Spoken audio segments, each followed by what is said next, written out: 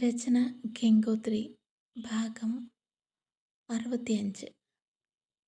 CCTVയിലൂടെ കണ്ട ദൃശ്യങ്ങൾ രാജമേനോനെ വല്ലാതെ ഉലച്ചു. തൻ്റെ പൊന്നുമോനെയാണ് അവൾ അങ്ങനെയൊക്കെ പറഞ്ഞത്. അവൾക്കറിയില്ല അവൻ ആരാണെന്ന്. അദ്ദേഹം വേഗം ഇൻ്റർകോമിലൂടെ അവിടെയുള്ള ഫോണിലേക്ക് വിളിച്ചു. സൂപ്പർവൈസറാണ് ഫോണെടുത്തത്. ആരോടോ ആ സ്ത്രീ? അവൾക്ക് ഇത്ര ധൈര്യമുണ്ട് എൻ്റെ മോൻ്റെ നേരെ നിന്ന് സംസാരിക്കാൻ? എത്രയും പെട്ടെന്ന് അവളെ പറഞ്ഞു വിടണം. സാർ, അയാൾ ഏതോ ഗുണ്ടയാണെന്ന് തോന്നുന്നു. അയാളുടെ ഭാര്യയും അവരുടെ അമ്മയുമാണെന്നാണ് എനിക്ക് തോന്നുന്നത്. ഞാൻ പെട്ടെന്ന് എന്തെങ്കിലും ചെയ്യാം. താനൊന്നും ചെയ്യാൻ നിൽക്കണ്ട. ഞാൻ മഹേശ്വറിനെ അങ്ങോട്ട് പറഞ്ഞു വിടാം. മഹേശ്വർ ബോംബെയിലെ ഒരു ദാതയായിരുന്നു. 6 വർഷങ്ങൾക്ക് മുമ്പ് രാജൻ മേനോൻ അവിടെ ബിസിനസ് തുടങ്ങിയപ്പോൾ ചില കാര്യങ്ങൾക്ക് വേണ്ടി മഹേശ്വറിനെ ഒപ്പം കൂട്ടിയതാണ്. വലിയ ബിസിനസ്സുകാർക്ക് രാഷ്ട്രീയക്കാർ മുതൽ ഗുണ്ടാ നേതാക്കൾ വരെയുള്ളവരുമായി പരിചയമുണ്ടാവും. മഹേശ്വറിൻ്റെ പരിചയം അവർക്ക് ഗുണങ്ങൾ മാത്രമേ ചെയ്തുള്ളൂ. പോരാത്തതിന് അയാൾ തികഞ്ഞ ഒരു അഭ്യാസിയുമായിരുന്നു. അതുകൊണ്ട് തന്നെ ഒരു ബോഡി ഗാർഡ് എന്ന പോലെ മഹേശ്വർ എന്നും രാജൻ മേനോൻ്റെയും കുടുംബത്തിൻ്റെയും ഒപ്പമുണ്ട്. അവർക്ക് എന്തെങ്കിലും പറ്റിയാൽ അയാളാണ് മുന്നിൽ നിൽക്കുക. അവരെ എന്തെങ്കിലും ചെയ്യുന്നവരെ കൊല്ലാൻ പോലും അയാൾ മടിക്കില്ല. രാജൻ മേനോൻ വേഗം മഹേശ്വറിനെ വിളിച്ച് അവിടെ നടന്ന കാര്യങ്ങൾ കാണിച്ചു കൊടുത്തു.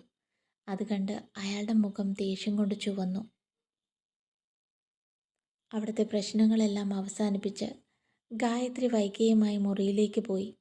അതുകൊണ്ട് തന്നെ മഹേശ്വർ താഴേക്ക് വന്നപ്പോൾ റിസപ്ഷനിൽ അയാൾക്ക് കാത്തിരിക്കേണ്ടി വന്നു. ഏകദേശം 2 മണിക്കൂർ കഴിഞ്ഞപ്പോഴാണ് വൈഗ വീണ്ടും പുറത്തേക്ക് വന്നത്. ഗായത്രിയും ജിബ്രാനും പുറത്തേക്ക് പോയി. മുറിയിലെ ഇൻ്റർകോം വർക്ക് ചെയ്യുന്നില്ല എന്നതായിരുന്നു അവളുടെ അടുത്ത പരാതി. സൂപ്പർവൈസർ വേഗം അവളുടെ അരികിലേക്ക് വന്നു. എന്താ മാഡം, എന്താ വേണ്ടത്?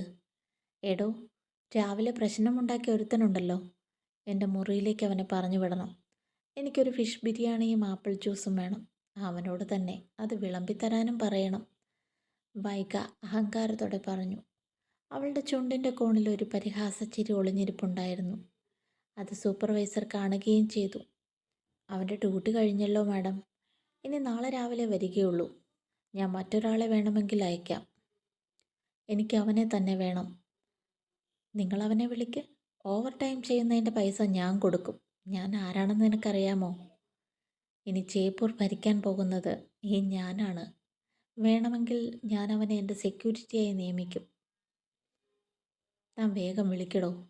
അനുസരിച്ചില്ലെങ്കിലുണ്ടല്ലോ തൻ്റെ ജോലി ഞാൻ തെറിപ്പിക്കും. അപ്പോഴാണ് മഹേശ്വർ അങ്ങോട്ട് വന്നത്. അയാൾ നേരെ വന്ന് വൈഗയുടെ നെഞ്ചിൽ ആഞ്ഞിടിച്ചു. വൈഗ ഒരു അലർച്ചയോടെ പിന്നിലേക്ക് വേച്ചുപോയി. അവൾക്ക് ദേഷ്യവും നാണക്കേടും ഒരുപോലെ വന്നു. എടാ, അവൾ അലറി വിളിച്ചു.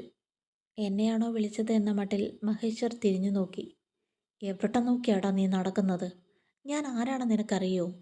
ബോംബെയിലെ അധോലോക നായകൻ ജിബ്രാനെ നിനക്കറിയോ? മഹേശ്വർ പെട്ടെന്ന് ഭയത്തോടെ അവളുടെ മുമ്പിലേക്ക് വന്നു. മാഡം, എന്നോട് പൊറുക്കണം. ജിബ്രാൻ്റെ ആളാണെന്ന് എനിക്കറിയില്ലായിരുന്നു. എന്നെപ്പറ്റി അയാളോട് പറയരുത് പ്ലീസ്. എനിക്ക് ശരീരമാകെ വിറയ്ക്കുന്നു. അത് കണ്ടപ്പോൾ വൈഗ നിവർന്നു നിന്നു. അവൾ അഹങ്കാരത്തോടെ സൂപ്പർവൈസറെ നോക്കി. ഞാൻ ആരാണെന്ന് നിനക്ക് മനസ്സിലായോ എന്നതായിരുന്നു ആ നോട്ടത്തിൻ്റെ അർത്ഥം. ശരി, ഞാൻ അവനോട് പറയില്ല. പക്ഷെ നീയും ആ റൂം ബോയ് ചെക്കനില്ലേ, അവനും എൻ്റെ കാലിൽ വീണ് മാപ്പ് പറയണം. രാജൻ മേനോൻ ഇതെല്ലാം കണ്ടുകൊണ്ടിരിക്കുകയായിരുന്നു. പെട്ടെന്ന് അയാളുടെ കണ്ണുകൾ കുറുകി. അയാൾ ചാടി എഴുന്നേൽക്കാൻ തുടങ്ങിയപ്പോഴാണ് അത് കണ്ടത്.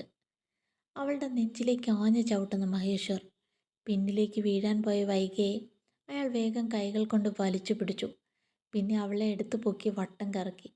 എന്നിട്ട് അവളുമായി മുറിയിലേക്ക് പോയി. സൂപ്പർവൈസറും മറ്റൊരു റൂം ബോയും അവരുടെ കൂടെ ഉണ്ടായിരുന്നു. അവൻ പോയി വേഗം വാഷ്റൂം തുറന്നു കൊടുത്തു. അവിടെ ഉണ്ടായിരുന്ന ബാത്ത് ടബിലേക്ക് മഹേശ്വർ അവളെ എടുത്തെറിഞ്ഞു. വാതിൽ അടച്ചിരുന്നത് കൊണ്ട് അവളുടെ നിലവിളി പുറത്തേക്ക് വന്നില്ല. വൈഗ പേടിയോടെ അവരെ 3 പേരെയും നോക്കി.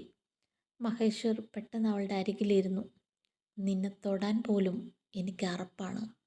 പക്ഷെ നിവൃത്തിയില്ലാതെ പോയി. മഹേശ്വർ അവളുടെ കവിളിൽ ആഞ്ഞടിച്ചു. നിന്റെ കെട്ടും പാണ്ഡവും എടുത്ത് ഇപ്പോൾ ഇറങ്ങിക്കോണം. ഇവിടെ നിന്ന്. ഇവിടെ സംഭവിച്ചത് വല്ലതും പുറത്തറിഞ്ഞാൽ നിന്റെ കൈയും കാലും ഞാൻ തല്ലിയൊടിക്കും. എന്നിട്ട് മീനച്ചിലാറ്റിലേക്ക് എടുത്തെറിയും. ഒരു കുഞ്ഞു പോലും എന്നോട് ചോദിക്കാൻ വരില്ല, മഹേശ്വർ പറഞ്ഞു. അത്രയും പറഞ്ഞിട്ട് അവർ 3 പേരും കൂടി പുറത്തേക്ക് പോയി. അപ്പോഴാണ് ജിബ്രാനും ഗായത്രിയും കൂടി അങ്ങോട്ട് വരുന്നത്. മുറിയിൽ നിന്നിറങ്ങി വരുന്ന മഹേശ്വറിനെ കണ്ടപ്പോൾ അവൻ്റെ മുഖത്ത് അത്ഭുതവും ആകാംക്ഷയും എല്ലാം മാറി മാറി വന്നു. മഹേശ്വർ ഭായ്, ഇത് വല്ലാത്ത അതിശയമായിരിക്കുന്നു. ഒരുപാട് കേട്ടിട്ടുണ്ട് നിങ്ങളെക്കുറിച്ച്, നേരിൽ കാണാൻ സാധിച്ചിട്ടില്ല. എനിക്ക് വല്ലാത്ത അത്ഭുതം തോന്നുന്നു. നിങ്ങളെന്താ ഇവിടെ? ഗായത്രിക്ക് അവൻ പറയുന്നത് കേട്ടപ്പോൾ എന്തോ നീരസം തോന്നി. അവളുടെ നോട്ടത്തിൽ ജിബ്രാനാണ് അവിടുത്തെ ഏറ്റവും വലിയ ആൾ. അപ്പോഴാണ് അകത്തുനിന്നൊരു ഞരക്കവും മൂളലും കേട്ടത്. ഗായത്രി വേഗം മുറിയിലേക്ക് ചെന്നു. അകത്ത് കിടക്കുന്നത് ആരായാലും എനിക്ക് പ്രശ്നമില്ല. ഇപ്പോൾ ഈ നിമിഷം ഇറങ്ങിക്കോണം. നിന്റെ കൂടെയുള്ള ഗുണ്ടകളെ കാട്ടി ഇവിടെ സീനുണ്ടാക്കാൻ നോക്കരുത്. പിന്നെ നീ നടന്നു പോവില്ല.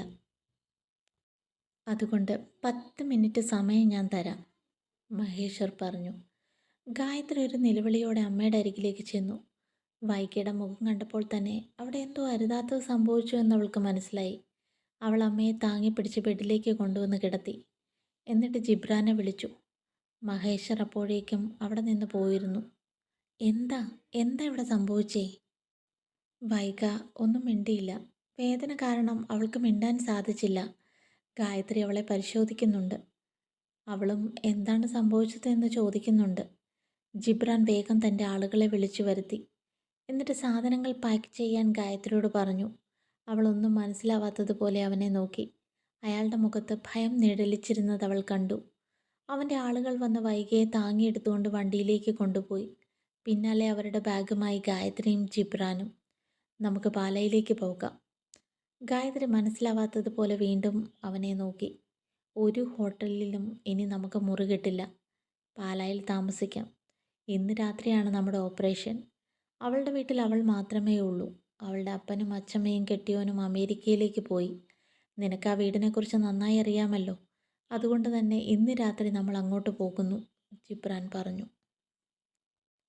ഗംഗയ്ക്ക് വല്ലാത്ത ഒറ്റപ്പെടൽ അനുഭവപ്പെട്ടു. വളരെ കരുതലോടെയാണ് അവൾ ഇരുന്നത്. തമ്പിയുടെ ആളുകൾ ഇവിടെയെല്ലാം ഉണ്ട്. പിന്നെ ജോലിക്കാർ. രാത്രി 10 മണിയായിരിക്കുന്നു. അവൾ അപ്പോഴും കമ്പ്യൂട്ടറിൻ്റെ മുമ്പിലാണ്. അപ്പോഴാണ് ഒരു വണ്ടിയുടെ ശബ്ദം കേട്ടത്. ഗംഗ ചെവി കൂർപ്പിച്ചു. തുടരും.